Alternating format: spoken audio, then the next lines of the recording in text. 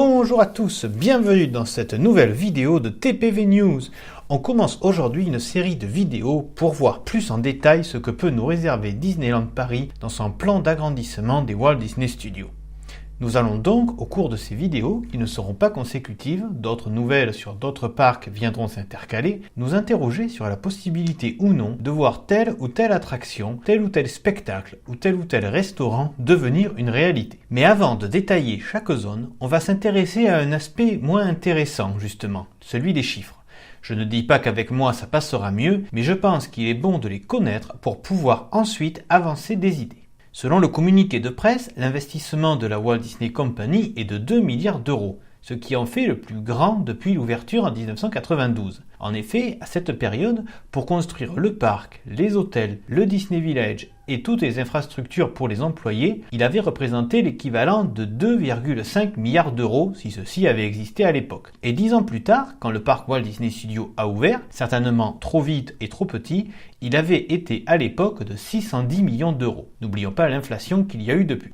Entre 2006 et 2009, l'ensemble des investissements comprenant la Tour de la Terreur, Crush Coaster, la zone Toon Studio et quelques autres nouveautés avait été chiffré à 240 millions d'euros et en 2014, à son ouverture, la zone Ratatouille avait coûté 150 millions d'euros. Et on disait d'ailleurs à l'époque que c'était une grosse somme. Toujours d'après le communiqué de presse, ce plan d'agrandissement comprend la transformation des Walt Disney Studios, mais aussi, on l'oublie un peu, plusieurs nouvelles attractions et spectacles. L'investissement serait donc distinct du plan de réenchantement qui court depuis plusieurs années et qui va se poursuivre avec la réhabilitation de Phantom Manor et de l'hôtel New York pour les plus gros chantiers dont le planning est d'ores et déjà prévu. De même, il n'est pas fait mention de la fermeture pour réhabilitation du Disneyland Hotel vers 2021, clôturant ainsi le renouveau des hôtels du resort. Il est aussi dit que le développement serait déployé à partir de 2021.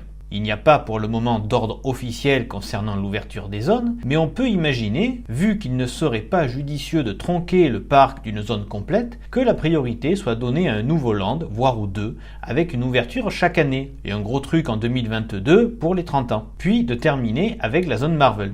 A l'inverse, on peut se dire que le changement de Rock'n'Roller Coaster en attraction avec Iron Man, annoncé officiellement lors de la D23 Expo Japan, donnera un avant-goût de la zone, ou encore que, si l'ajout d'une attraction et d'un restaurant à Toy Story Playland se confirme, le lac pourra arriver en premier afin d'augmenter la capacité et proposer de nouvelles choses avant d'ouvrir les landes progressivement. Bon, ce ne sont pas les visiteurs qui décident des ouvertures, attendons de voir. Des chiffres sur les landes maintenant. Actuellement, ceux du parc Disneyland font environ 7 hectares chacun, hormis Frontierland qui est à part. On peut donc imaginer, vu que c'est aussi la taille approximative des nouveaux lands des autres parcs, que la taille sera la même.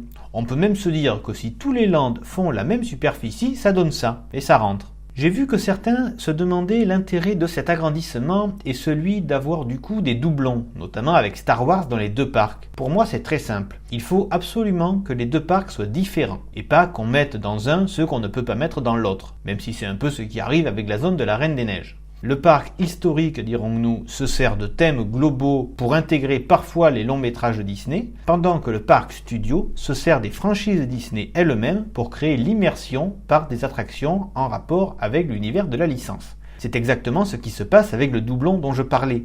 D'un côté, on a un astroport avec des voyages intergalactiques en rapport direct avec la saga et une rencontre avec le côté obscur de la Force, autrement dit quelque chose d'existant et de restrictif.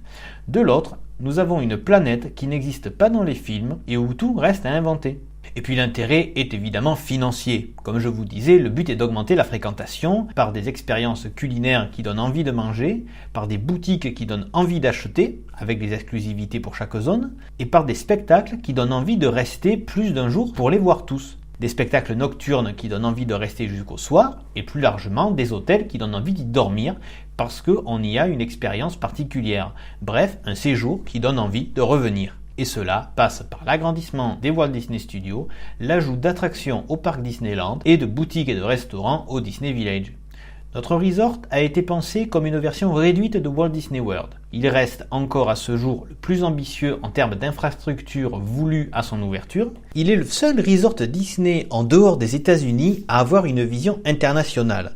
Tokyo Disneyland visant une clientèle asiatique au sens large, pendant que Shanghai Disneyland et Hong Kong Disneyland visent une clientèle chinoise. On a cru pendant des années que Disneyland Paris était le grand oublié de la maison mère. On a aujourd'hui la preuve que ce n'était pas le cas, qu'il fallait du temps et que l'avenir était plus radieux qu'on le disait. Certes, il reste encore du chemin, mais Disneyland Paris est sur la bonne voie.